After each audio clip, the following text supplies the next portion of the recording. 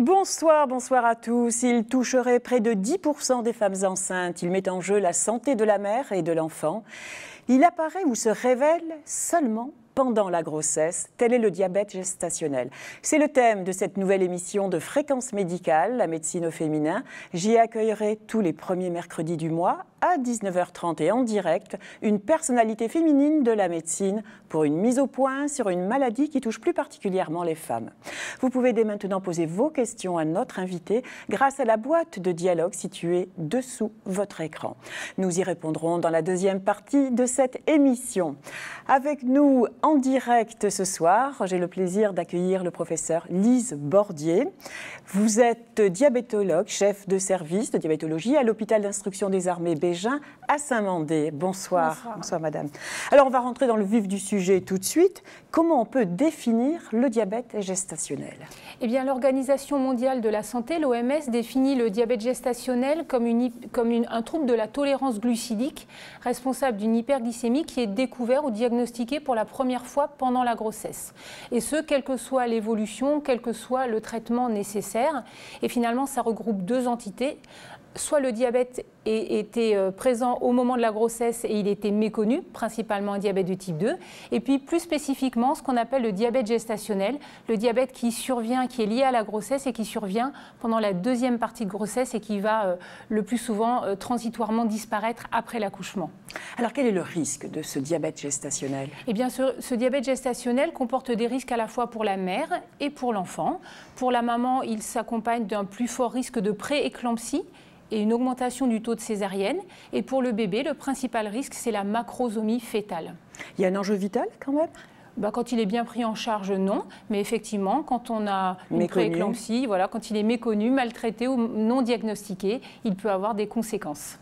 C'est fréquent maintenant. Alors, on dit que depuis les changements de critères diagnostiques, il y en a beaucoup plus. Voilà, les critères diagnostiques, on en reparlera tout à l'heure, ont été modifiés en 2010 pour une plus grande uniformisation.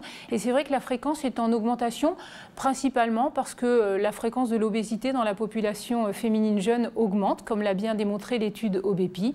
Et donc c'est une prévalence qui varie selon les pays, varie selon les modes de dépistage, mais qui est, on peut le dire, en augmentation. Et liée donc à l'augmentation de l'obésité, du surpoids, voilà, tout simplement. Oui. Alors, sur quels signes cliniques on peut suspecter un diabète gestationnel ? Alors, il n'y a pas vraiment de signes cliniques qui font dépister un diabète gestationnel, mais il faut penser au diabète gestationnel dans plusieurs circonstances. Si la patiente a des facteurs de risque, on y reviendra tout à l'heure. Et les signes cliniques qui peuvent alerter, orienter le médecin, c'est finalement la découverte d'une macrosomie fœtale sur une échographie, ou l'existence d'un hydramnios chez une patiente qui, même si elle n'a pas de facteur de risque particulier, doit faire rechercher un diabète gestationnel. Alors la tradition qu'on a, nous médecins, c'est un peu de penser qu'une prise de poids trop importante pendant la grossesse est un facteur de risque aussi et doit mettre la puce à l'oreille. Vrai, alors c'est un élément qui est assez discuté et en tout cas qui n'est pas retenu comme facteur de risque par les recommandations qui ont été établies en 2010. Alors un hydramnios, une macrosomie, on va voir maintenant comment on peut faire le diagnostic et comment préciser au niveau biologique. Quels moyens dispose-t-on ? Eh bien, la mesure de la glycémie et on va faire, en fait, on va dépister les femmes qui ont des facteurs de risque et ça c'est très important. On ne fait pas de dépistage universel, on fait en fonction des facteurs de risque.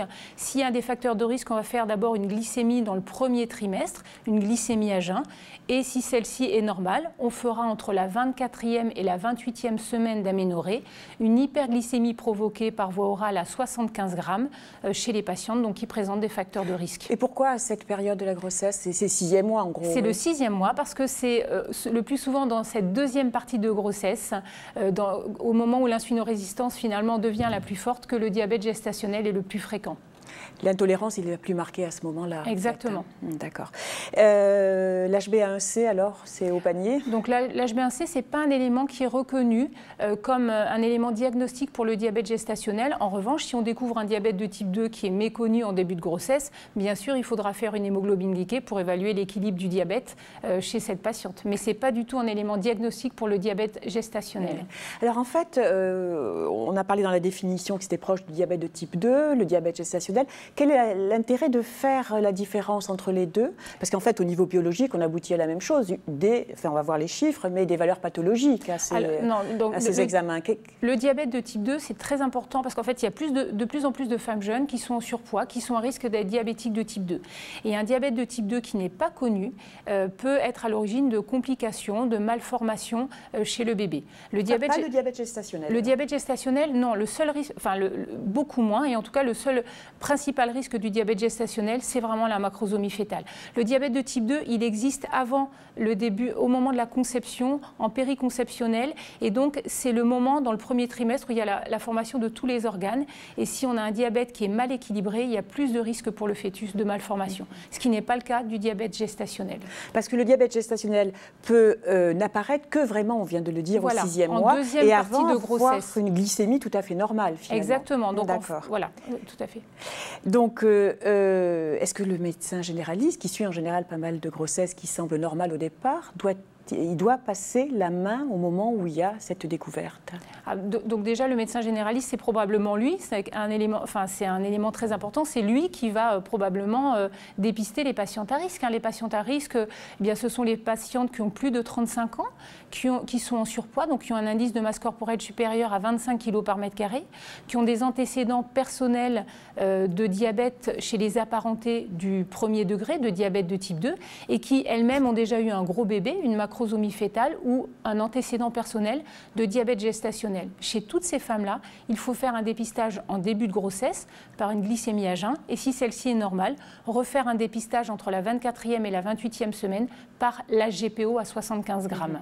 Et sachant que 30% des diabètes de type 2 ne sont pas diagnostiqués dans la population générale, on peut se dire que, surtout avec l'augmentation de l'obésité, le DT2 augmente. Pourquoi ne pas faire avant la conception, en prénatal? Alors, quand les patientes ont des facteurs de risque, c'est bien sûr l'idéal, parce que ça permet d'améliorer l'équilibre glycémique au tout début de la grossesse ou idéalement avant de débuter une grossesse.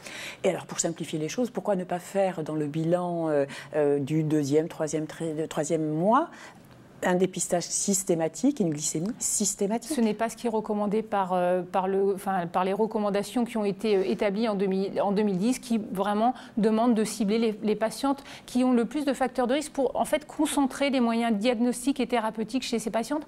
Parce que ce qui est important, c'est que pour le diabète gestationnel, quand on les prend en charge, on réduit toutes les complications. Donc ça, c'est très important dans la prise en charge. Alors, dans ce dépistage qu'on a vu, et en particulier au 6e mois, qu'est-ce qu'on fait comme examen? C'est pareil que le diagnostic, je suppose. On revient à des... Comme examen pour le dépistage, une glycémie pour le diabète gestationnel, c'est vraiment l'HGPO 75 grammes au 6e mois. Oui, alors on dit qu'on peut le faire en 2 temps, en 1 ou 2 temps. Ce qui est recommandé maintenant, là-dessus. En fait, ce qui est recommandé et ce qui est retenu par souci de simplification, c'est un dépistage en 1 temps avec l'HGPO 75 grammes et on va mesurer la glycémie à jeun, à 1 heure, à 2 heures. La glycémie à jeun doit être, si elle est supérieure ou égale à 0,92 à jeun, supérieure ou égale à 1,80 à 1 heure, supérieure ou égale à 1,53 à 2 heures, eh bien un seul de ces critères suffit pour dire que la patiente a un diabète gestationnel. Une seule valeur anormale suffit. Alors, on va revenir un petit peu sur le pourquoi ce dépistage. Vraiment, vous disiez tout à l'heure qu'il n'y avait pas forcément de risque vital, mais la mère, à quel risque elle s'expose? Donc, la mère qui a un diabète gestationnel a plus de risque de prééclampsie et de césarienne. Donc c'est vrai que le fait de le prendre en charge ensuite va réduire ce risque de prééclampsie qui peut être à l'origine d'une morbimortalité importante s'il n'est pas pris en compte. Et la césarienne, c'est parce que bébé est trop gros, je suppose? La césarienne, oui, effectivement, c'est probablement en raison des risques de macrosomie fétale. Et au niveau du fœtus, au niveau du bébé, alors quelles sont les complications auxquelles on peut s'attendre? Essentiellement la macrosomie fétale. C'est-à-dire un bébé qui a un poids supérieur au 97e percentile par rapport à l'âge gestationnel. Et pour avoir une idée, on dit que c'est au-delà de 4 kg à la naissance. Alors, Oui, ça dépend un petit peu, mais voilà, c'est au-dessus de 4 kg à la naissance. Voilà, on peut retenir ce chiffre. Sinon, c'est sur l'échographie que se fait cette macrosomie. Sur l'échographie, sur la mesure du périmètre abdominal, voilà, avec toutes les difficultés d'interprétation des échographies du périmètre abdominal, qui sont là aussi des discussions d'obstétriciens très importantes. Et en fait, on passe souvent à côté de ce diagnostic, parce que c'est pas évident, donc comme vous venez de le dire. En fait, le diagnostic, quand on fait vraiment attention aux facteurs de risque, eh bien non, on a un bon dépistage. Maintenant, on n'a pas évalué le dépistage systématique dans une population, et il faudrait l'évaluer, parce que peut-être que nos critères, nos facteurs de risque laissent passer certaines femmes qui auront un diabète gestationnel.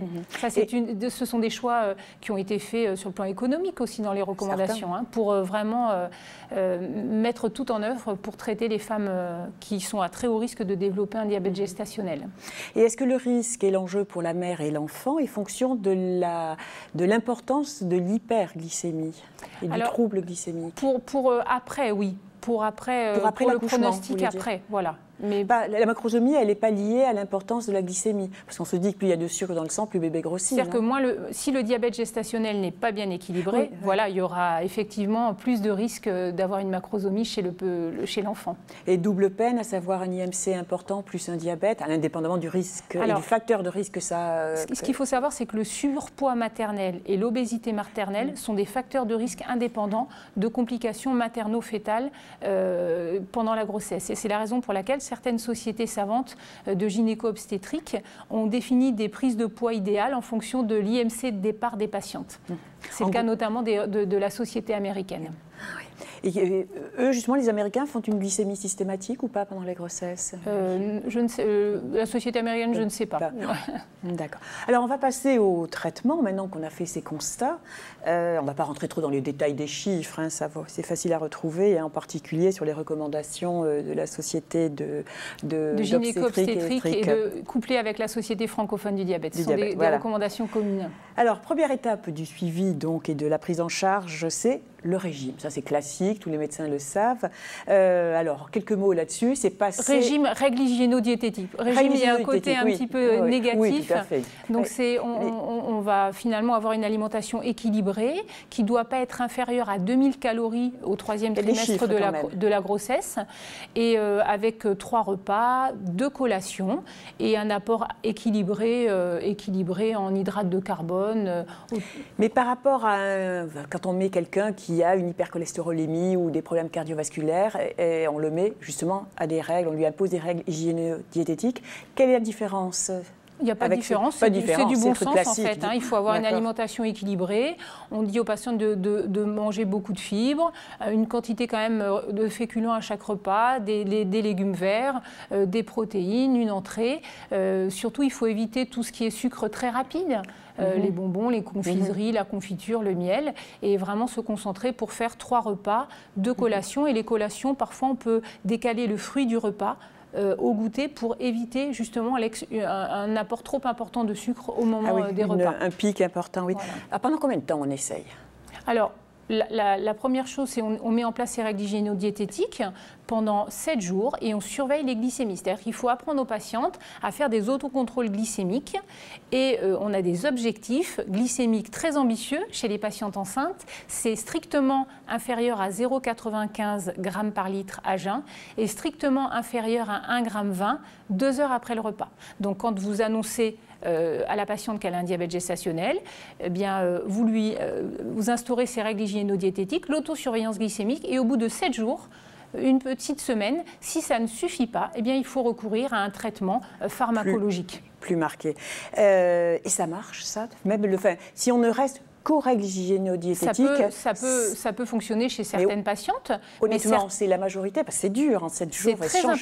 Changer complètement d'alimentation. Oui, mais les patientes, quand elles sont enceintes, elles sont motivées pour leur bébé, elles font beaucoup de choses qu'elles feraient peut-être même pas pour elles, pour que tout se passe bien pour leur bébé. Et puis c'est un moment difficile, l'annonce de ce diabète gestationnel. Elles se culpabilisent un petit peu, elles sont souvent un peu désemparées. Donc il faut les rassurer, mettre en place ces règles hygiéno-diététiques, les accompagner, les revoir au bout d'une semaine. Et là, au bout d'une semaine, bien, si ça ne suffit pas, il faut débuter un traitement. Ah oui, c'est très vite alors qu'on change de prise en charge. Il ne faut pas perdre de temps. On est déjà au 6e mois. Ouais, oui, tout à fait. Alors évidemment, il y a, je suppose, une activité physique. L'activité physique, elle va dépendre de l'état de la grossesse. Mais bien sûr, si le gynécologue est d'accord, il faut faire, on conseille 30 minutes, 5 fois par semaine, d'efforts simples comme de la marche. Tout simplement. Tout simplement. Ça suffit. Alors pourquoi alors, premier stade, les règles hygiéno-diététiques, dont l'activité physique, on vient de voir. Ensuite, on passe donc, si ça ne marche pas, à un des traitements pharmacologique. Alors, pourquoi pas, en première intention, je dirais, les antibiotiques oraux? Parce qu'ils n'ont pas d'autorisation mise sur le marché chez la femme enceinte, ni chez la femme qui allaite d'ailleurs. Le seul traitement qui soit possible, c'est l'insuline. Eh oui, alors c'est quand même mettre en route un traitement par l'insuline, c'est relativement lourd. Quel type plutôt, alors rapidement, quel type d'insuline vous suggérez? Je crois que c'est plutôt de la rapide. Les insulines, ça va dépendre du profil glycémique des patientes. Il y a des patientes qui sont bien à jeun, mais pas bien contrôlées en postprandial. Donc là, on pourra mettre des rapides au moment des repas. Et il y a des patientes qui n'ont pas des glycémies à jeun satisfaisantes. Donc on va mettre plutôt des insulines lentes. Et puis il y a des patientes qui ont des glycémies à jeun et postprandial qui ne sont pas satisfaisantes. Donc on va mettre des lentes et des rapides. Mais c'est une surveillance quotidienne et très quotidienne. Il faut faire 6 glycémies par jour quand on a un diabète gestationnel. Donc 6 glycémies par jour pendant toute la grossesse. En autosurveillance avec En autosurveillance glycémique. Et en fait, est-ce que vous arrivez bien aux résultats, aux objectifs glycémiques avec l'insuline, plus facilement qu'avec les règles diététiques? Les règles diététiques, elles se maintiennent même sous insuline, parce que si on n'a pas des bonnes règles hygiéno-diététiques... Ah oui, on ne va pas manger un paquet de bonbons après avoir... Donc c'est les règles hygiéno-diététiques plus l'insuline. Et bien sûr, on arrive à bien traiter ces patientes et à obtenir un bon équilibre glycémique pendant la grossesse. Oui, très rapide. Les hypoglycémies, comment vous gérez ça? Eh bien, on resucre les patientes et puis on leur explique comment adapter leur insuline. Il y a toute une éducation, une démarche éducative autour de l'insuline qui prend du temps, mais que les patientes acceptent. Oui. Quels objectifs glycémiques, on les a vus, mais quel impact? Alors, une fois que les objectifs glycémiques sont atteints, l'impact sur le bébé est très rapide. Je veux dire, il maigrit à vue d'œil, presque. En tout cas, on limite le risque de macrosomie fétale et on réduit le risque de prééclampsie chez la maman. Donc, on sait que les complications qui sont vraiment liées au diabète gestationnel diminuent de façon très significative grâce au traitement. Donc ça, c'est pour ça qu'on dépiste le diabète gestationnel, parce qu'on sait que si on le traite, on va limiter toutes ces complications. Voilà, alors les complications en particulier quand on s'approche du terme. Et on va donc parler maintenant de l'accouchement. Si tout se passe très bien, on se retrouve comme une grossesse normale. Voilà. Si le diabète gestationnel est très bien équilibré, il n'y a pas de surveillance supplémentaire par rapport à celle d'une grossesse normale et l'accouchement se fait comme une grossesse normale. Mais est-ce que tout ne peut pas se déséquilibrer? On dit que l'accouchement, c'est vraiment... on est sur le fil rouge. Non, mais l'insulinorésistance va augmenter au fur et à mesure de l'évolution de la grossesse.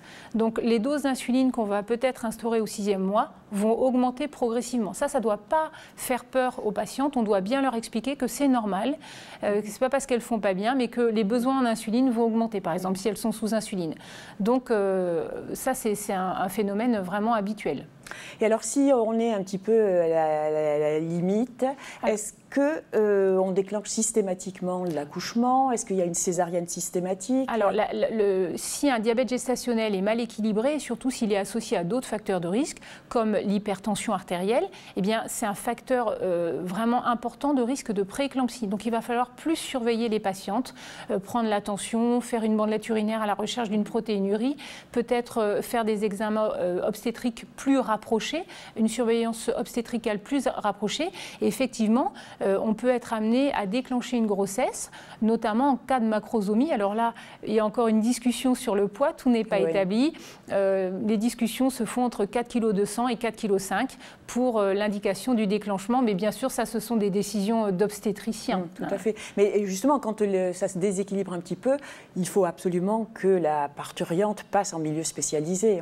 Oui. Et puis il y a des cliniques maintenant spécialisées, des centres spécialisés. Avec idéalement un diabétologue qui qui puisse aider les obstétriciens et les sages-femmes dans la gestion du diabète. Et ce qu'on veut, c'est vraiment essayer d'atteindre les 39 semaines d'aménorrhée, parce qu'on sait qu'il y a beaucoup moins de risques pour le bébé, notamment de détresse respiratoire, pour la maturation pulmonaire. Et dans votre expérience, vous avez trouvé qu'il y a une évolution importante et que vous atteignez les objectifs et qu'il y a moins de césariennes et moins de problèmes à la Oui, je pense que... Voilà, après, il y a toute une évaluation probablement médico-économique à faire sur ces recommandations.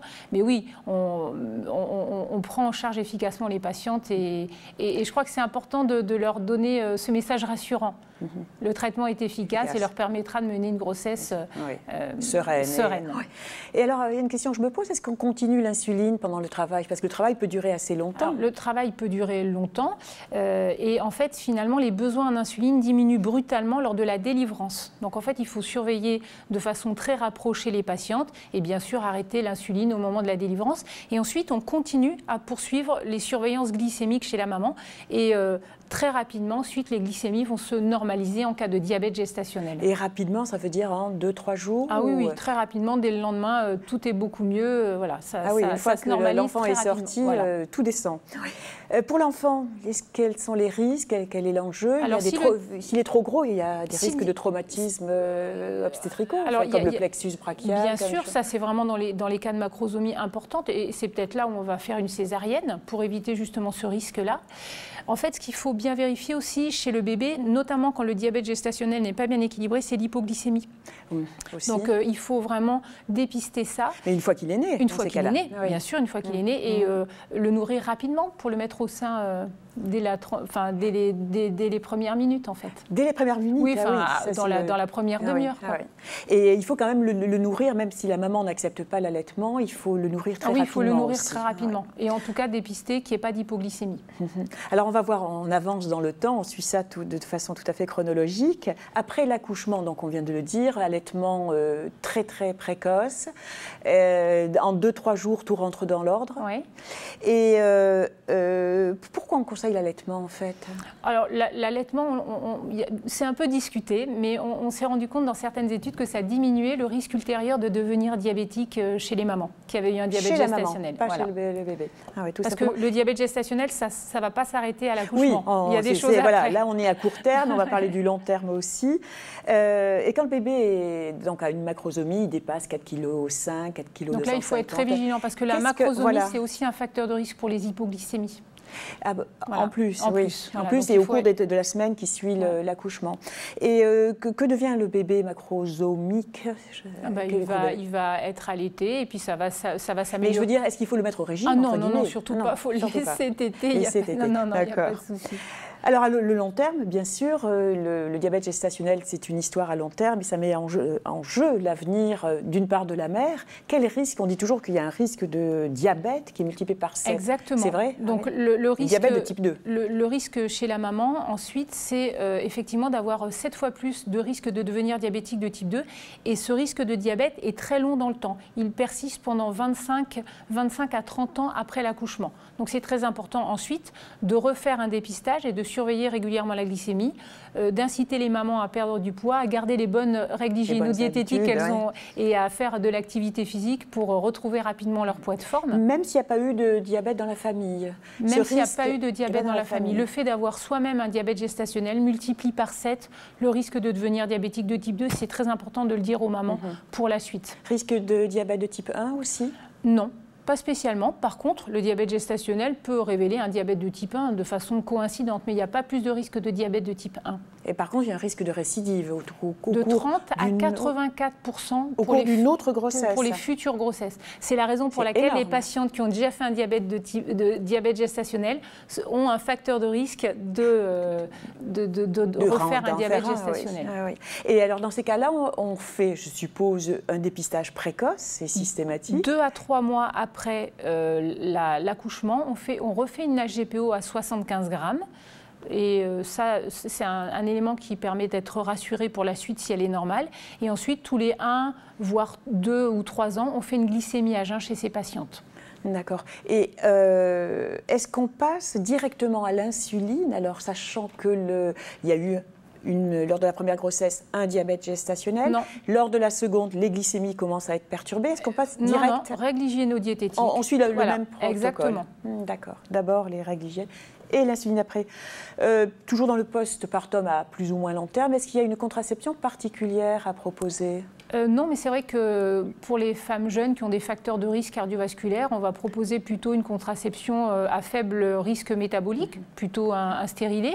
Et puis, chez les patientes qui n'ont pas ces facteurs de risque, on peut proposer d'autres modes de contraception, comme une pilule œstroprogestative, en fonction des facteurs de risque des patientes.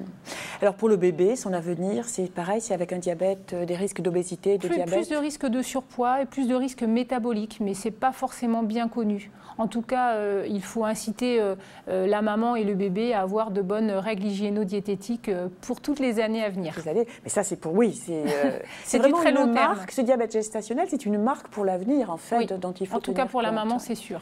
Une cicatrice qui reste. Voilà, je crois qu'on a fait le tour assez rapide de ce diabète gestationnel et que vous avez appris beaucoup de choses. On va passer à vos questions maintenant. Alors...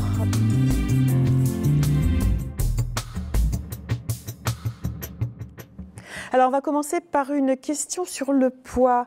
Quelle prise de poids? Alors, vous avez en partie répondu. Quelle prise de poids pendant la grossesse devient anormale et doit mettre la puce à l'oreille? En général, ce qu'on conseille, c'est 1 kg par mois. Ça reste valable, et pendant les 6 premiers mois, et ensuite 1,5 kg.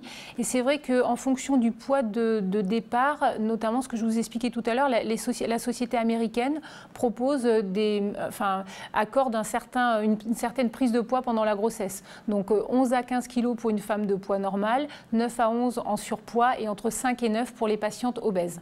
Donc voilà, en fonction du poids de départ aussi, ce kilo par mois, il n'est pas forcément toujours pas la valable, référence absolue. Tout à fait autre chose dans les facteurs de risque, les ovaires polykystiques. C'est un facteur de risque métabolique. Et pourquoi? Un métabolique. Voilà, parce que c'est lié aussi à l'insulinorésistance qui fait le lit du diabète gestationnel et du diabète de type 2 aussi, à plus long terme.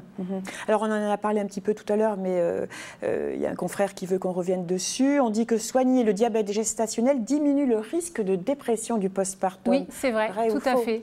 C'est vrai que... Et pourquoi ça aussi? C'est ce qu'on constate, on ne l'explique pas forcément, mais on s'est rendu compte que le fait de traiter ces patients diminuait le risque de dépression, effectivement, dans le postpartum. Elles se sentent moins seules, elles sont prises en charge, entourées, moins d'anxiété. Et puis elles sont soulagées d'avoir eu un beau bébé qui va bien grâce à la prise en charge du diabète gestationnel, peut-être. On ne va pas le souhaiter quand même, non, on ne va pas aller jusque-là. Non. Les risques de troubles respiratoires, autre question, au moment de l'accouchement, sont-ils plus fréquents? Et pourquoi risque de troubles respiratoires pour le bébé? Pour le bébé, oui, quand le diabète gestationnel est mal équilibré, effectivement, si le bébé est un peu gros, il peut y avoir plus de dépression respiratoire, de détresse respiratoire, à la naissance. Et ça, c'est un élément que les équipes de gynéco-obstétrique doivent prendre en compte. C'est pour ça qu'il faut qu'il y ait une bonne communication entre le diabétologue et les gynéco-obstétriciens pour évaluer l'équilibre de ce diabète et vérifier que, en tout cas, il faut que les gynéco-obstétriciens soient prêts à prendre ce risque en compte pour le bébé. Et les problèmes cardiaques? Les malformations cardiaques. Alors les malformations cardiaques, c'est vraiment pas lié au diabète gestationnel, mais plutôt à un diabète de type 2 qui serait précessif à la grossesse et qui n'aurait pas été diagnostiqué avant et donc mal équilibré. Alors il y a une question bien sûr sur l'insuline et la prise en charge par l'insuline. L'autosurveillance, combien de fois par jour? Vous y avez répondu 6 fois par jour. C'est énorme. Avant, 2 heures après chacun des repas, avec des objectifs vraiment très très stricts. Moins de 0,95 à jeun, moins de 1,20 g, c'est vraiment très important. Alors, on ne plaisante pas. Alors, jusqu'à quand les poursuivre? Combien de temps après l'accouchement? Après l'accouchement, quelques jours. Et puis après, quand on voit que les glycémies se normalisent, on arrête. Et puis surtout, on fait l'hyperglycémie provoquée par voie orale 2 à 3 mois après l'accouchement. C'est très, très important. C'est souvent oublié parce que la maman a d'autres choses à faire, mais c'est vraiment très important. Il y a d'autres cas, d'autres circonstances pendant la grossesse où on peut voir une macrosomie, autre que le diabète gestationnel? Oui, probablement. Mais on sort de la diabéto, là. Oui, gros bébé, gros cœur, dit un médecin de Loches. Non, c'est pas systématique. Non, c'est pas systématique. Non. En tout cas, pour les malformations cardiaques, il ne faut pas retenir que c'est associé au diabète gestationnel. Oui, c'est vraiment le diabète méconnu, précessif à la grossesse. Par contre, il y a un DT2, il vaut mieux faire une échographie alors. Souvent, c'est ce qu'on conseille. On conseille une surveillance plus particulière à partir de la 32e semaine d'aménorrhée, plus rapprochée. Alors l'accouchement maintenant, dans quelles circonstances il doit être déclenché? Principalement quand il y a une macrosomie fétale et un diabète qui est mal équilibré, un diabète gestationnel mal équilibré avec des complications fétales comme la macrosomie. Ouais, c'est vraiment Et alors jusqu'où on va dans le terme? On essaie d'aller le plus loin possible? Au moins à 39 semaines. C'est ce que 39 semaines, c'est vraiment la limite. Alors, pour finir, je regarde encore d'autres questions rapides. Avoir un garçon qui expose, c'est plus un vrai faux. Est-ce que ça expose plus au diabète gestationnel? Non.